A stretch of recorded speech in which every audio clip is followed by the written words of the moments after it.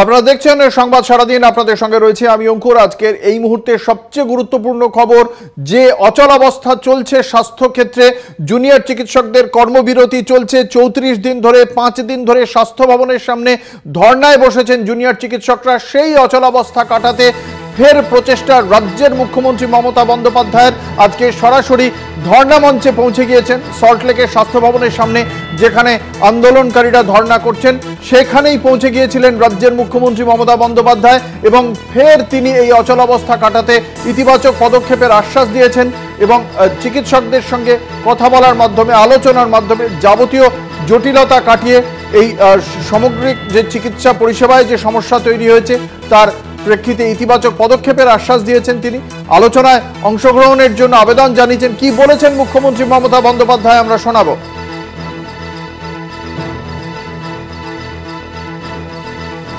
আমার মানসিকভাবে কষ্ট হচ্ছে। আপনারা আজকে 33 দিন 34 দিন আমিও কিন্তু রাতের পর রাত ঘুমাইনি, কারণ আপনারা যখন রাস্তায় থাকেন আপনাদের জন্য আমাকেও কিন্তু পাহারাদার হিসেবে জেগে থাকতে হয়। আমি আপনাদের কাছে যেটা বলতে এসেছি, এত ঝড় বৃষ্টির মধ্যে, প্রাকৃতিক দুর্যোগের মধ্যে আপনারা অনেক কষ্ট পেয়েছেন। আর কষ্ট না করে যদি আপনারা কাজে ফিরতে চান, আমি আপনাদের প্রতিশ্রুতি দিচ্ছি, আপনাদের ডিমান্ডগুলো আমি কথা বলে সহানুভূতির সাথে আমি স্টাডি করব, আমি অফিসারদের সাথে কথা বলবো।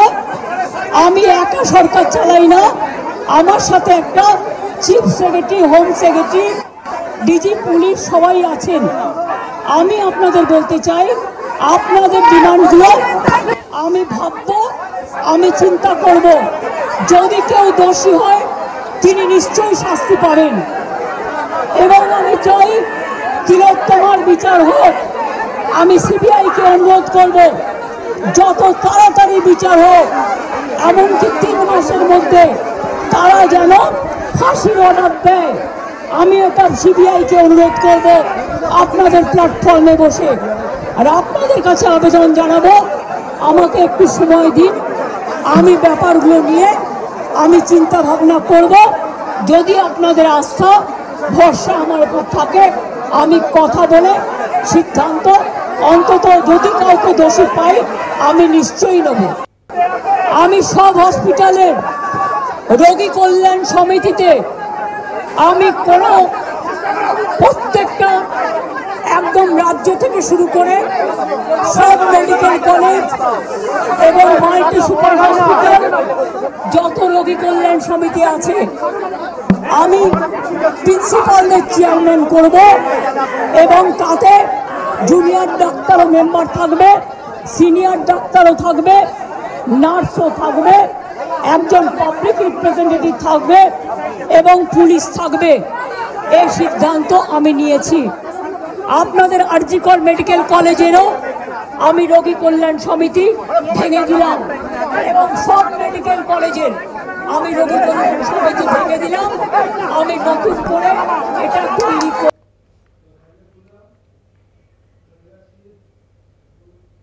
এই মুহূর্তে জুনিয়র চিকিৎসকরা তারা রাজ্য প্রশাসনের পক্ষ থেকে এই প্রস্তাবের ভিত্তিতে তাদের অবস্থান কি হবে তা নিয়ে আলোচনা করছেন।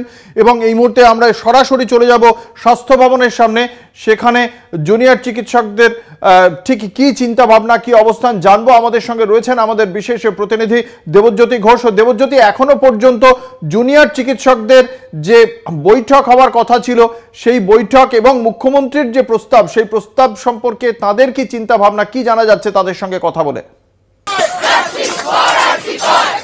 দেখো অঙ্কুর, এখনো বেশ কিছুক্ষণ অপেক্ষা করতে হবে। ইতিমধ্যে জুনিয়র চিকিৎসকরা তাদের নিজেদের মধ্যে কথা বলছেন, তবে এখনো পর্যন্ত এই সমাধান সূত্রের ব্যাপারে কোনো আলোচনা হয়নি। অর্থাৎ তারা প্রথম দিন থেকে যে দাবি করছিলেন, সেই 5 দফা দাবিকে সামনে রেখেই তারা সমস্ত রকম আলোচনায় প্রস্তুত বলে তারা জানিয়েছেন। ইতিমধ্যে তাদের বৈঠক শুরু হয়েছে এবং সেই বৈঠক থেকে কি সূত্র বেরোয় এবং রাজ্যের মুখ্যমন্ত্রীর সঙ্গে তারা আলোচনার ব্যাপারে কি সিদ্ধান্ত নেন সেই নিয়ে তারা মন্তব্য করবেন।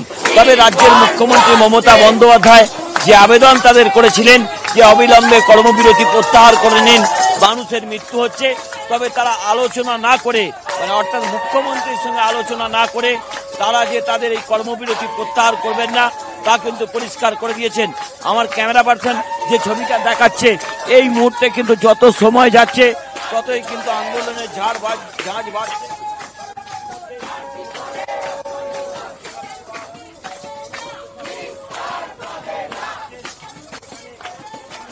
বিভিন্ন সংস্থার মাধ্যমেও তাদের কাছে সাহায্যের হাত বাড়িয়ে দেওয়া হয়েছে এবং দেখো যত সময় যাচ্ছে ততই কিন্তু আন্দোলনের ঝাঁজ বাড়ছে।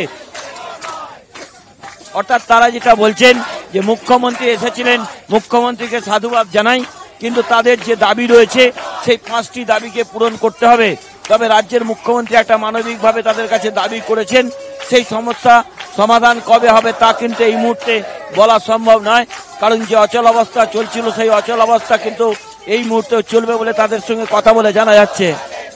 দেবজ্যোতি, যেটা জানতে চাইবো, আজকে মুখ্যমন্ত্রী খুব স্পষ্টভাবেই বলেছেন যে তাদের সঙ্গে আলোচনার মাধ্যমে যে জায়গাগুলোয় সমস্যা রয়েছে, চিন্তাভাবনার যে জায়গায় ব্যবধানগুলো রয়েছে সেই ব্যবধানগুলো কাটানোর চেষ্টা হবে।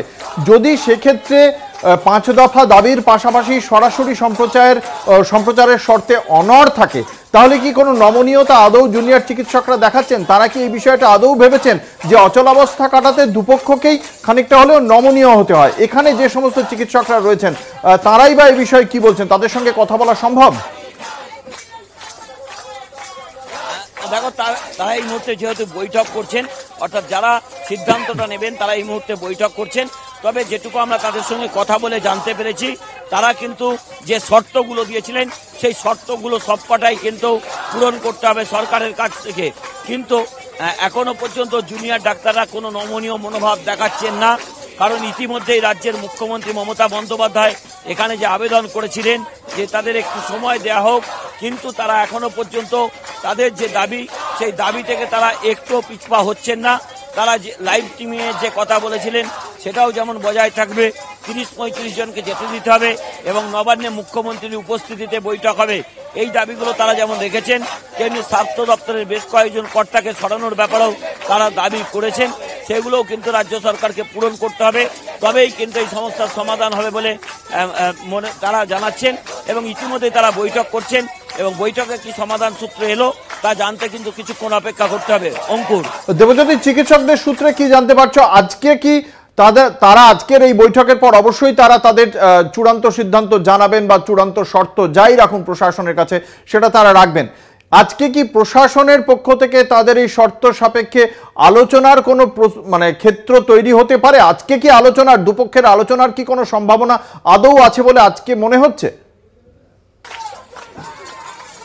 দেখো তারা বৈঠক করছেন, বৈঠক করে তাদের সিদ্ধান্তের কথা রাজ্য সরকারকে জানাবেন এবং মুখ্য সচিবের যে মেল থেকে তাদের কাছে মেল এসেছিল সেই মেলে তারা মেল করবেন বলে এখনো পর্যন্ত তারা প্রাথমিকভাবে জানিয়েছেন।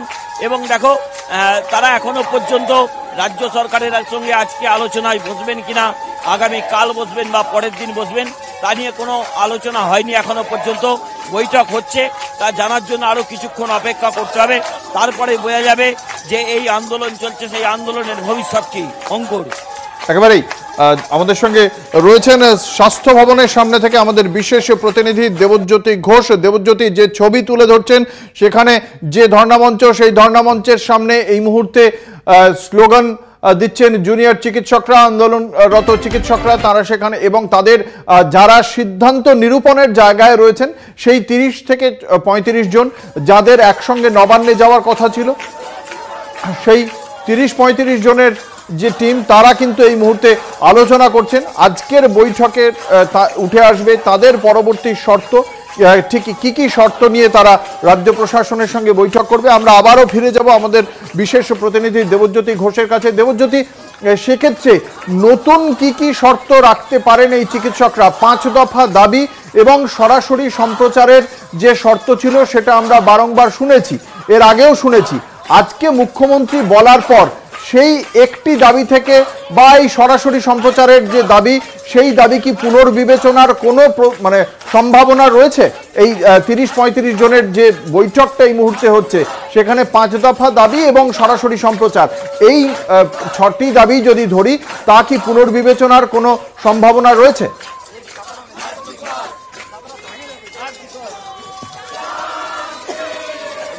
দেখো, তারা প্রথম দিন থেকে যে দাবিগুলো করছিলেন, সেই 5 দফা দাবি এবং স্বাস্থ্যকর্তাদের বেশ কয়েকজনকে সরাতে হবে, সেই দাবিতে তারা রয়েছেন এখনো পর্যন্ত অনড়। তবে আজকে বৈঠক হচ্ছে, ইতিমধ্যে বেশ কয়েকজন জুনিয়র চিকিৎসক তারা কিন্তু রাজ্যের মুখ্যমন্ত্রী যে সদার্থক ভূমিকা নিয়েছেন তাতে যথেষ্ট তারা খুশি বলে তারা জানিয়েছেন এবং ইতিমধ্যেই তারা কিন্তু আলোচনা করছেন এবং আলোচনা থেকে কি শর্ত বেরোয় এবং কি তাদের কাছে উপস্থিত হয় তার জন্য অপেক্ষা করতে হবে। তবে এই মুহূর্তে নমনীয় মনোভাব দেখানোর কোনো জায়গা জুনিয়র ডাক্তারদের পক্ষ থেকে লক্ষ্য করা যায়নি। তবে রাজ্যের মুখ্যমন্ত্রী মমতা বন্দ্যোপাধ্যায় যেভাবে তাদের পাশে দাঁড়িয়েছেন, তাদের পক্ষে যেভাবে দাঁড়িয়েছেন, তা নিয়ে কিন্তু তারা সাধুবাদ জানিয়েছেন প্রাথমিকভাবে। তবে আর কিছুক্ষণ অপেক্ষা করতে হবে, তারপরেই বোঝা যাবে যে এই যে আন্দোলন চলছে, আলোচনার রাস্তা খোলা থাকবে কিনা। অর্থাৎ রাজ্য সরকারের পক্ষ থেকে আজকে যে আবেদনটা করা হয়েছে রাজ্যের মুখ্যমন্ত্রীর পক্ষ থেকে, এরপরে তারা নতুন করে আবেদন কিছু করবেন কিনা তা নিয়েও কিন্তু যথেষ্ট প্রশ্ন রয়েছে। অঙ্কুর, দেবজ্যোতি, আরেকটি বিষয় তোমার কাছে জানতে চাইবো, আজকের দুপক্ষের বৈঠকের বাইরে গিয়ে আরেকটি বিষয় তোমার কাছে জানতে চাইবো, তা হচ্ছে আমরা জানি একটি অডিও ক্লিপে যে কথা উঠে এসেছিল যে সেই যে ধর্ণামঞ্চ বা যে জুনিয়র চিকিৎসকরা রয়েছেন তাদের উপর হামলা হতে পারে। এখনো পর্যন্ত সেই অডিওর সত্যতা কলকাতা টিভি হয়তো যাচাই করেনি, কিন্তু বিধাননগর কমিশনারেট বলছে অডিও টেপটি সত্য। কারা কথা বলছে, তাদের কি উদ্দেশ্য, সেই বিষয়টি ভিন্ন, সেটা নিয়ে তদন্ত করছে পুলিশ। কিন্তু যদি হামলার একটা প্রশ্ন থাকে, তাহলে সেই বিষয়টির কথা মাথায় রেখে এই ধর্ণামঞ্চের জায়গাটায় কিরকম নিরাপত্তা দেখছো প্রশাসনের পক্ষ থেকে? কারণ স্বয়ং মুখ্যমন্ত্রী বলেছেন যে তাদের নিরাপত্তার বিষয়ে মুখ্যমন্ত্রী নিজে যথেষ্ট উদ্বিগ্ন। দেখো, ইতিমধ্যেই বিধাননগর পুলিশ কমিশনারের পক্ষ থেকে এখানে বেশ কিছু সিসিটিভি লাগানো হয়েছে, আলোর ব্যবস্থা করা হয়েছে, ছাউনির ব্যবস্থা করা হয়েছে, জলের ব্যবস্থা করা হয়েছে, টয়লেটের ব্যবস্থা করা হয়েছে এবং নিরাপত্তা ব্যবস্থা যথেষ্ট বাড়ানো হয়েছে এবং রাতের দিকে নিরাপত্তা ব্যবস্থাকে আরও করা হয়েছে। অন্যদিকে অত্যন্ত গুরুত্বপূর্ণ, কলকাতা পুলিশের সাহায্য কিন্তু এই বিধাননগর পুলিশ কমিশনার নিচ্ছেন, কারণ রাতের দিকে বেশি পরিমাণ যাতে নিরাপত্তারক্ষী থাকে সেই বিষয়ে কিন্তু রাজ্যের মুখ্যমন্ত্রী মমতা বন্দ্যোপাধ্যায় নির্দেশ দেওয়ার পরে একেবারে নিশ্চিত নিরাপত্তা ব্যবস্থা করা হয়েছে এই জায়গাতে। তবে যেভাবে সাধারণ মানুষ আসছেন এবং সাধারণ মানুষ এখানে প্রবেশ করছেন, সেই নিরাপত্তা কতটা দেওয়া সম্ভব তা নিয়েও কিন্তু যথেষ্ট প্রশ্ন রয়েছে। অঙ্কুর, ধন্যবাদ। আমাদের সঙ্গে ছিলেন